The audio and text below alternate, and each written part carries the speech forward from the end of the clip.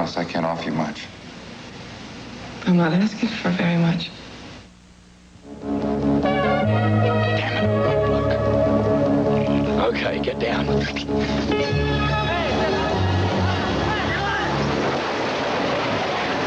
Great. I'm married to the most beautiful woman in the world. How could it be anything but great? It's gonna be even greater. The mature love story, Love Letters, that was the first one you saw. Then the political thriller, The Year of Living Dangerously. And then finally, the Steve Martin comedy, The Man with Two Brains. They're good films that we think are not being rented enough at your local cassette store. And Overlooked Movies to Rent is the subject of the special edition of At the Movies, the movie review program. I'm Gene Siskel, film critic of the Chicago Tribune. And I'm Roger Ebert, film critic of the Chicago Sun-Times. This special edition of At the Movies is called At the Cassette Store because that's where a lot of movie lovers are spending more and more time these days. Of course, the best place to see a movie is always going to be on the big screen in a movie theater. We believe that, but on the other hand, there are movies like Porky's 2 where there is no good place to see them, and somewhere in between, movies on cassette are great for a lot of things. One of them is the chance to see movies you may have heard about, or maybe we've reviewed them here on the show, but which somehow never seem to open in most cities around the country, ever. So on this program, we're going to talk about 8 movies you might not think about at the cassette rental counter, movies a little bit off the beaten path that we think you might enjoy. Gene took 4, I chose 4, and Gene starts with one that not only might not maybe have heard of, but you probably can't pronounce either, Koyaanisqatsi. That was very good. Koyaanisqatsi is the name of my first underrated movie, and I bet more cassette stores, if they book it at all, take one look at that title and place it on the science fiction shelf, or just as likely the foreign language film section. Actually, the film is a documentary of sorts and a video painting of sorts. And its title, Koyaanisqatsi, is a Hopi Indian word meaning roughly life out of balance. And what the film does is show the gaping difference between our country's natural landscape and the hurry-up pace of the big city. And these remarkable images, captured by photographer Ron Frick and director Jeffrey Reggio, are amplified by the musical score of Philip Glass. This is one film clip you might want to get real close now to the screen to appreciate.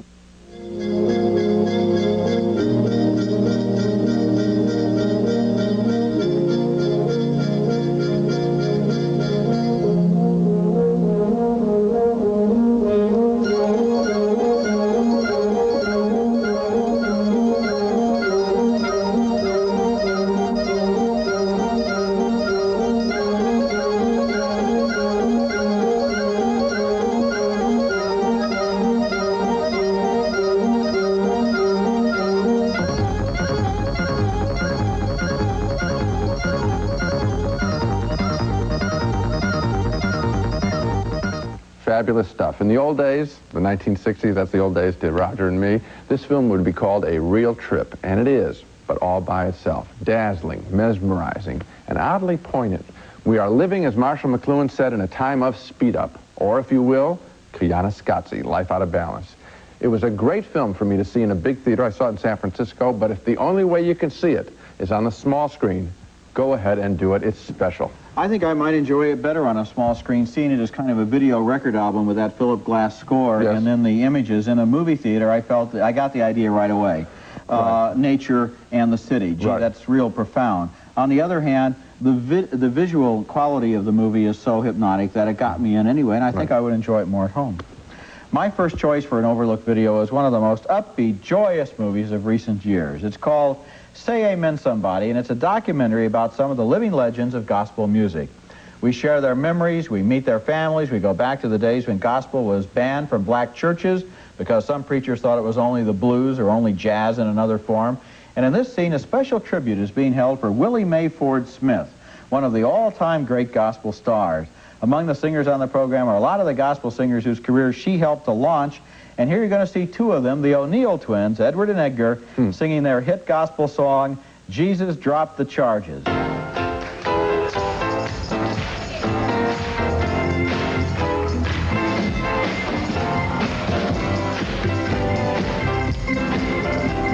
was guilty of all the charges,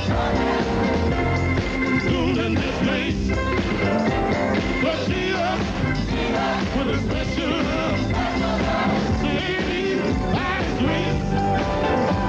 He's pleaded, and He's pleaded.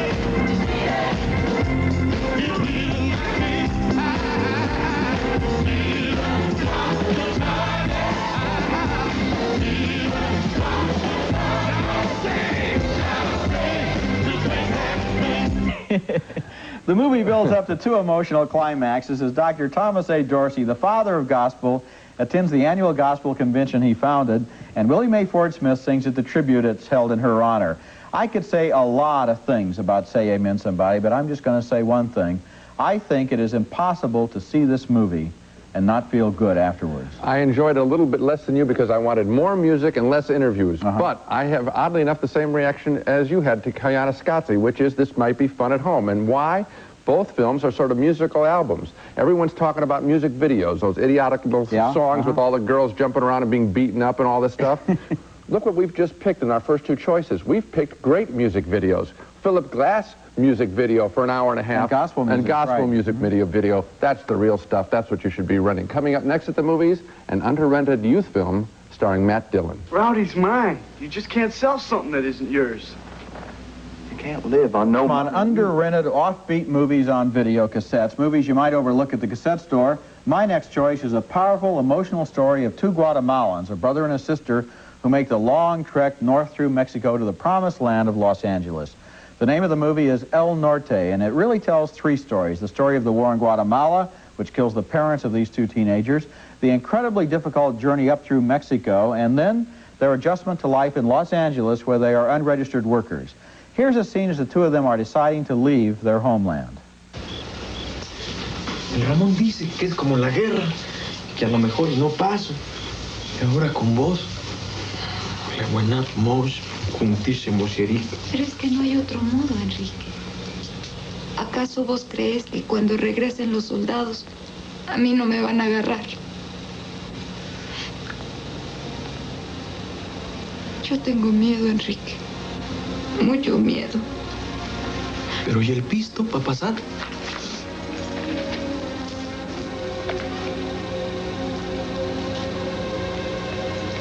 ¿Y tu novio? Las cosas de antes se acabaron, Enrique. Raim shikamsar rintat. Y rinunan. Y shinshubo heriabuerat. Ushiban. El Norte is an epic film like The Grapes of Wrath about simple people who have a dream and are willing to make great sacrifices to realize it. It's a great film to look at, filmed largely on location in Mexico, and in addition to its basic story, which is heartbreaking, it also has a lot of human interest in it and a few laughs, as when, for example, a Bel Air housewife tries to explain her computerized laundry room to that young Guatemalan woman who just gives up and takes the sheets and spreads them out on the grass and the lawn. That's the way she's always. And you know, tried. they probably smell better and look just as good. Way. Right.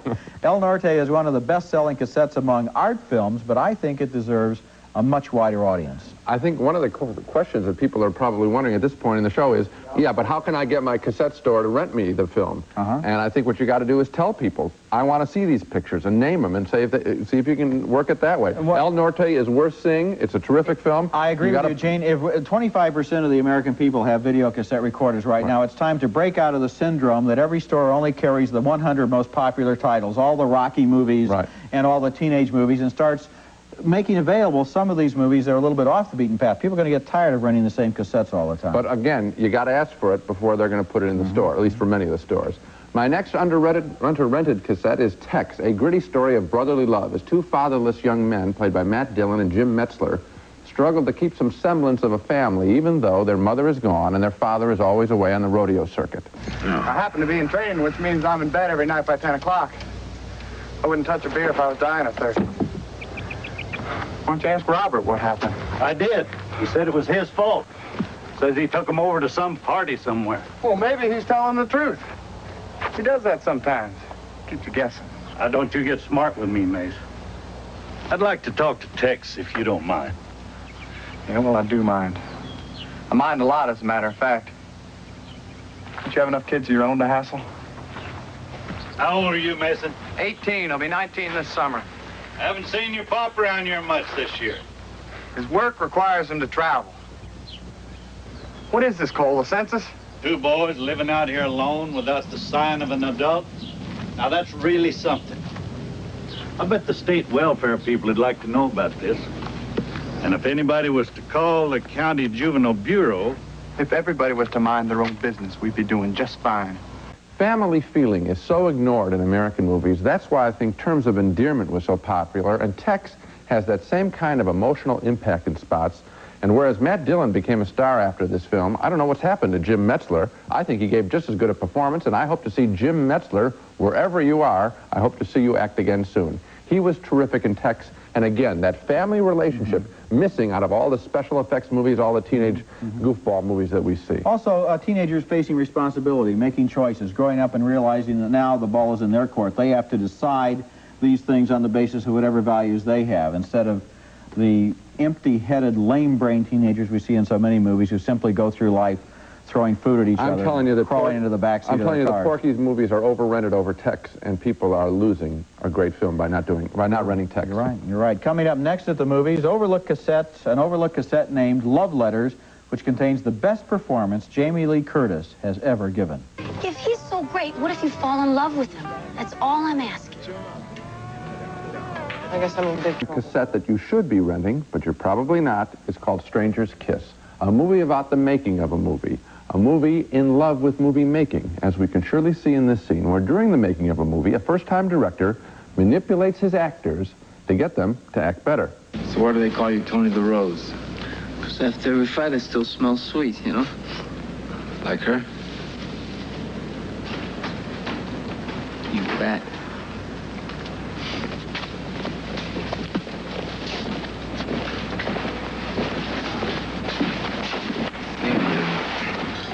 Looks like you got some competition.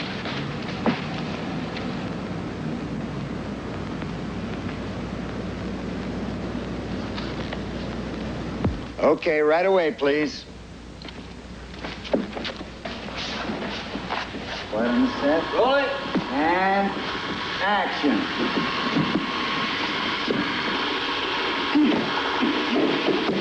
Great, great.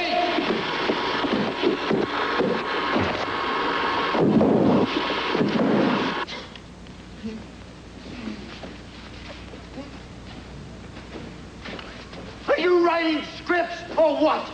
In my script, he knocks you out. This movie about the making of a movie is both a terrific love story and a little bit of a thriller. Will the film ever get made? I think that's always the case in most movies in Hollywood, or independent or otherwise. Will they ever get made? But above all, it's a film that celebrates the joy of making images that last. I think it's the best movie about movie making since Francois Truffaut's Day for Night. This is based on, in effect, what Stanley Kubrick went through to get his first movie made, and it's a terrific film. It's nice because you have the obvious contrast between what's happening on the screen and how it's reflected in the lives of the people in the movie, including that tough guy whose girlfriend is the star, and she really doesn't like the tough guy. And he's put up the money to get the film all made. interlocking. It's a nice little sleeper. Didn't get much attention. It's worth looking at. The title, once again, Stranger's Kiss. Right. My next overlooked cassette is really overlooked. This movie hardly even opened in movie theaters. I'm not sure it played in more than 1 or 2 cities, and most people have never heard of it, even though it stars Jamie Lee Curtis in what I think is her single best performance. And I think Jamie Lee Curtis agrees with that, by the way. The name of this movie is Love Letters, and in it, Curtis plays a radio announcer who has an affair with a married man played by James Keach. Now, this isn't simply a movie about passion and adultery, romance, however. It's also about responsibility, about making choices that might hurt innocent people. Here's a scene at the very heart of the movie. You don't love me as much. Anna. I'm second best. It's the way you want it. It's not the way I want it. Anna, I'm afraid it's just a little bit more complicated than that. You and I don't have any children together. It has nothing to do with children. It has to do with her. You want all of her and just a little bit of me. I knew it was going to happen like this. Cynthia. I didn't. You want me to leave my family? No, I want you to want to leave them. I want you to want to leave her because you hate her guts. Love Letters is a love story that has a brain as well as a heart. It's about how that young woman grows up through the experience of her affair and learns not only about love, but also about herself, her own values, and even the values of her own parents, as she had never really thought very deeply about before. This is a wonderful movie, and it shows me that Jamie Lee Curtis is a much better actress than perhaps she's been given credit for after some of her horror movies. So what you really want to see people rent is have the studio executives rent this movie so they might get her in better roles. Or maybe even rent the movie and like it enough to release it. Gee, that'd be a terrific idea, too. That would be a nice idea. Yeah. The thing that I think is so special about it is typically when we have love scenes in the movies, typically the woman is exploited, used for male gratification, and dumped. Yep. Well, here we see, and this movie could have been handled that way. Here we see the after effect of that. And we see that she's using the guy, too. And we see a full life played out. We see the consequences of people getting involved. It's more like reality than most movies about love stories. Two people, they do fall in love, they are in love with each other, but there's a family involved, and how do you deal with the fact that maybe the family has a call that's even a little bit higher than the feelings of those two individual people? Coming up next at the movies, not all our recommendations are serious films, because coming up, a Steve Martin comedy. All right. Now juggle this, do a tap dance, and sing the Catalina Magdalena Lupenstein of Wallenbeiner song. Damn, you're drunk. My next semi-under...